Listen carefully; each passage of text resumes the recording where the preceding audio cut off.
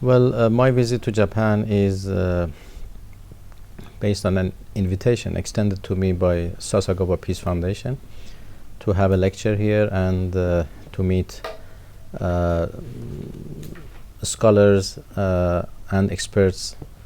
At the same time, I use this opportunity to have some political and economic meetings with the relevant authorities. I have the pleasure to meet Minister of Foreign Affairs, Minister of METI, and Minister of Finance. As you know, we are in the post-JCPOA era.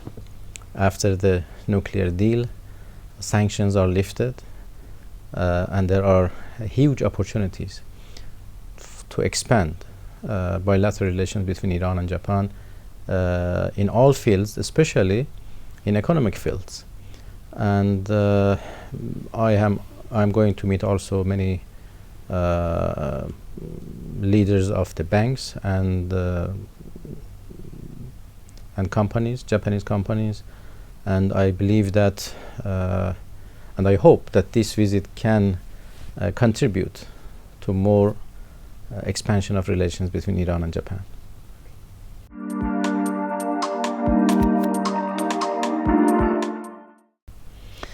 Well, actually, Iran and Japan are two ancient nations in two ends of Asia, one in the east and the other one in the west side of the Asia. There has been contacts between these two nations which goes back to at least 1,500 years ago. Through the Silk Road, there has been both economic and cultural exchanges between the two sides. And we can see the remaining of these cultural exchanges in Japan's museums as well as Iranian museums. During all these long years, cultural exchanges have been always prominent. In the recent and modern history, economic exchanges, of course, is very important, but still we have lots of cultural exchanges and lots of cultural programs between the two nations and between the two governments. And this has never stopped, even in the years of sanctions, when economic relations and to some extent political relations between the two sides was somehow decreased. Both sides tried hard to keep the level of cultural exchanges at the same level as it was before. And we are glad that we were quite successful on that. That cultural exchanges helped the channels between the two countries remain open and active. And I admire Kobe Kato sensei, who played a very important role in this regard. His father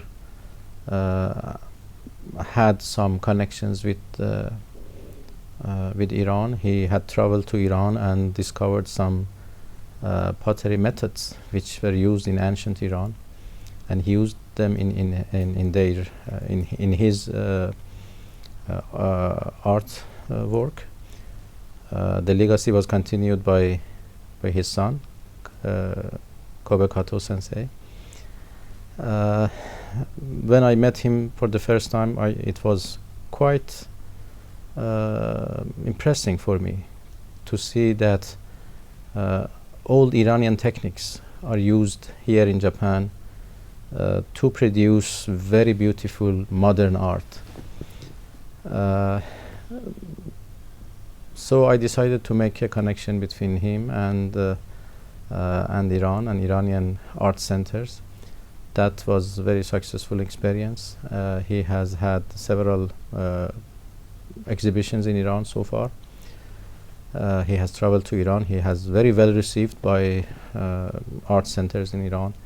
And as I said, that was a very successful experience of cultural exchanges between the two sides, and I really appreciate him.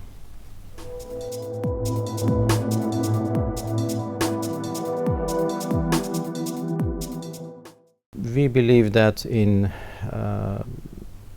the current situation in the Middle East, there is no way but to establish dialogue and cooperation. Unfortunately, we are facing many different challenges in the Middle East, from political and social challenges to economic challenges. We have the new form of takfiri terrorism, which works at the global level, but especially in the Middle East. And we have foreign interventions, and we have Palestinian issue, which is still remained as an open wound to the heart of Islamic world. There are civil wars going on, unfortunately, in Syria and Yemen. There are deep violations in other places. We believe, as a major player in the region, that there is no way but to establish, as I said, dialogue and cooperation. And to do that, we need to change our approach. That is not possible if we still thinking like Cold War era.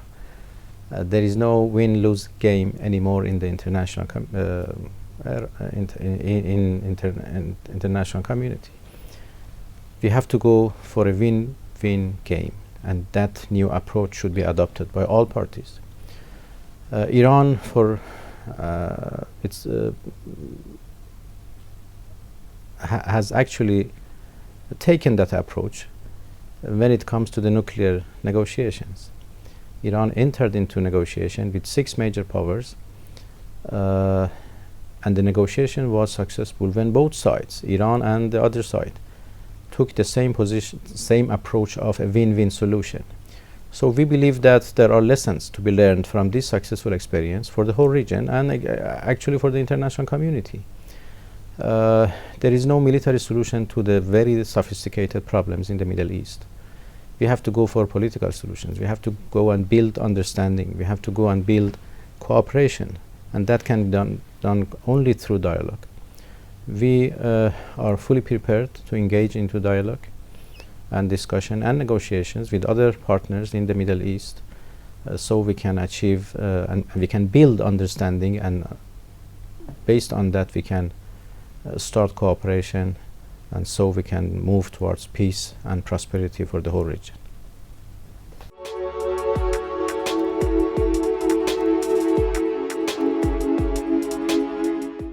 The question of human rights and rights of women in general is something very important in the whole country. The government and President Rouhani attach great importance to that. As a matter of fact, there is no legal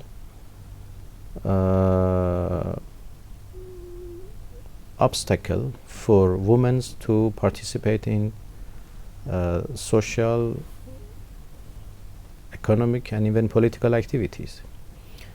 All doors are open for them to take part in any activity they wish. As you see, we have now women as parliamentarians, we have women as vice president, we have women in different places, but of course the number is not high, and this is not acceptable actually. Why the number is not high? Not because of any regulation or any legal ban, but because of the capabilities which have not been developed yet in the majority of women in Iran, as it is the case in many other parts of the world.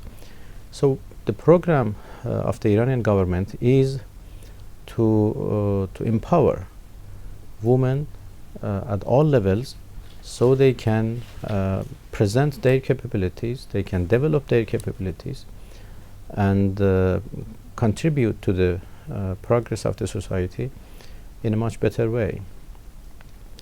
As far as the Foreign Ministry is concerned, we are actually interested to establish working relations with other countries in order in the same subject. For example, we have actually developed a project with Sasakawa Peace Foundation for the empowerment of women. There are experiences in Japan we can use. There are experiences in Iran that maybe Japanese women can use. So to establish a dialogue between the two countries, between women of the two countries, so they can both be empowered and learn from each other's experiences and take part in the social activities, political activities, in economic entrepreneurs, for example. We believe that this is a very important area for cooperation, and we are so glad that we have been able to develop that with Sasakawa Peace Foundation.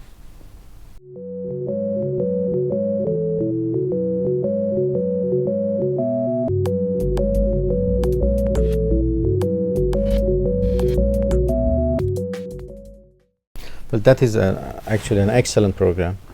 Well, the first time I started to know Sasakawa Peace Foundation was 2009, when I was ambassador in Tokyo, and I actually learned that there is such a capable foundation in Tokyo. So I contacted them. We had good discussions. I made a lecture in the foundation, and that was the beginning of a new road between Iran and Sasakawa Peace Foundation. Then they started a project to work on Islam and Middle East. We helped them a lot. An Iranian research institute called IPIS, Institute for Political and International Studies, started to work with SPF. They had a series of seminars and conferences and roundtables and speeches done in Tokyo and Tehran. Then we started a program for exchanging students, which was a very successful experience. Sasakawa Peace Foundation was kind enough to support that project.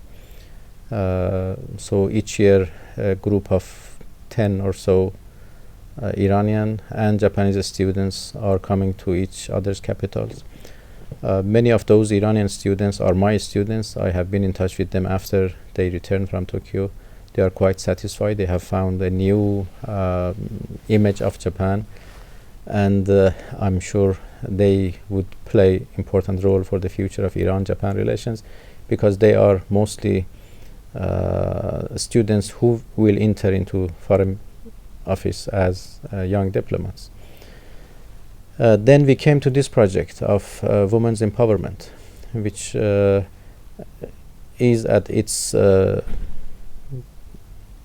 beginning. We are now thinking about other projects between the two sides in the field of environment, for example, which is a very important issue nowadays, in the field of tourism.